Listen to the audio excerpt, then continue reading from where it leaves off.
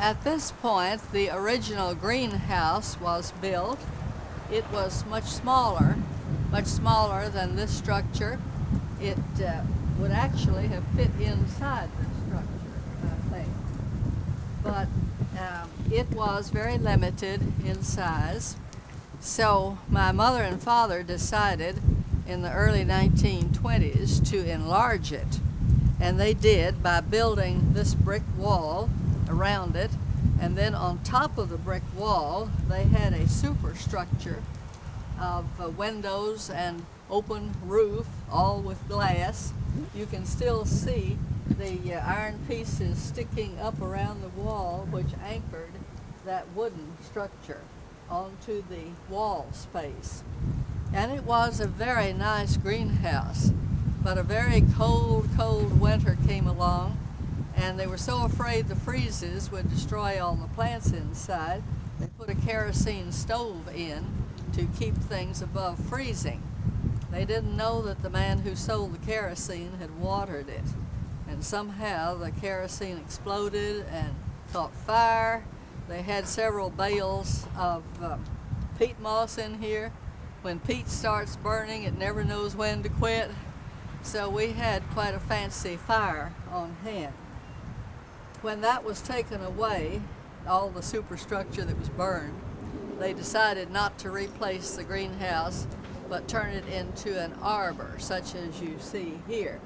And again, my father called on Mr. Weigel to design this creation of iron, which you see. I must tell you that Mr. Weigel urged that we not paint this iron. He wanted it kept just as natural iron and to let it oxidize as it would. I was trying so hard to make it look clean and neat that I insisted on painting, and I've been sorry ever since because the iron just eats away the paint. It does not hold, and it's impossible to keep on painting it. I tried and wasted, I think, a lot of money trying to keep this painted, and I've given up at this point. But Mr. Weigel's iron still shows, and it's a nice place of shade in the hot summertime. In this bed, right outside the east side of the house, you can see these unusual stones which make a kind of double cruciform in the bed. These stones were the paving blocks in the sidewalk of Austin on Congress Avenue between 6th and 7th Street. Not all of them. You see, my great uncle that we've referred to before, Lawrence Alexander Graham, had a dry goods store called Graham and Company. This store was located just about where the north half of One American Center now is. The sidewalk in front of his store was paved with these very stones you see here. When the city decided to repave the sidewalk, they wanted to get rid of everything old. So out came all the old paving stones and were given to anybody that wanted them. So my great uncle had them brought home here, and sorry, they were put here as stepping stones. Some of these same stones, same kind, are at the back of the Neil Cochran home. The same ones exactly.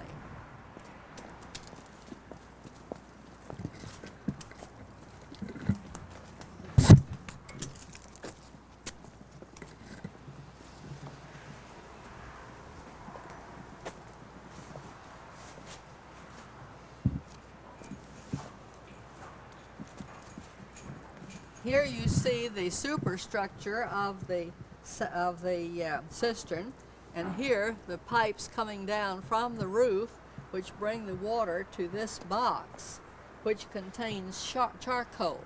The charcoal purifies, and it goes on in.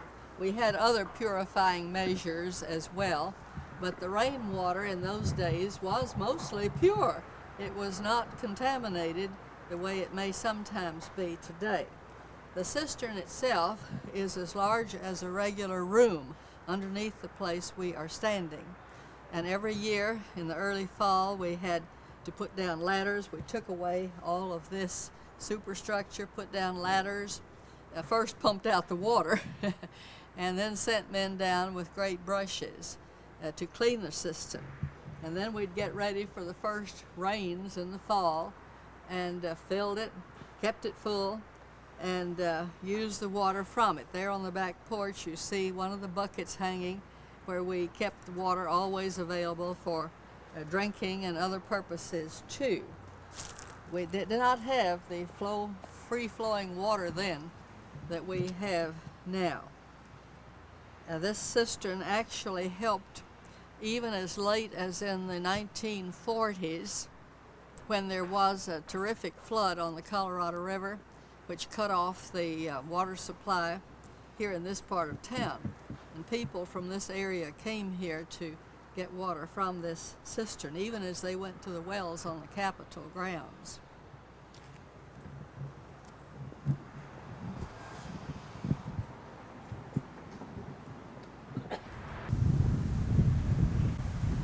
When we were a large family, meaning a permanent family with all of the young people staying here, each person had a duty to perform inside the house and outside the house.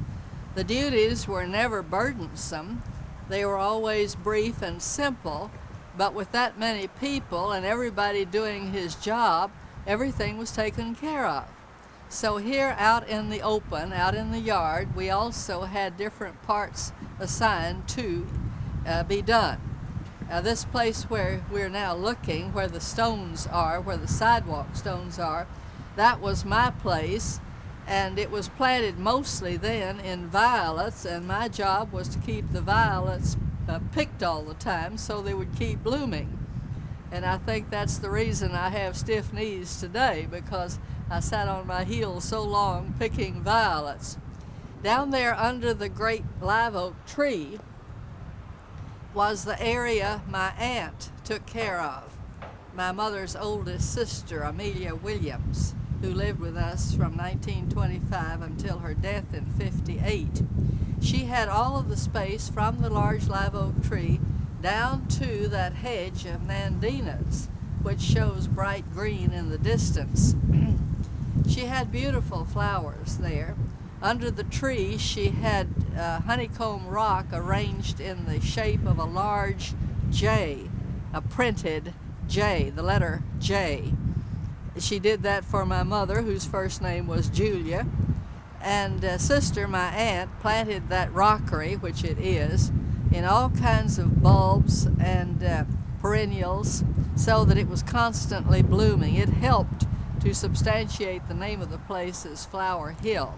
Columbines were her favorite, and she had beautiful, beautiful columbines of many colors. So all of us did our job, and all of us helped Flower Hill to grow. Thanks for coming.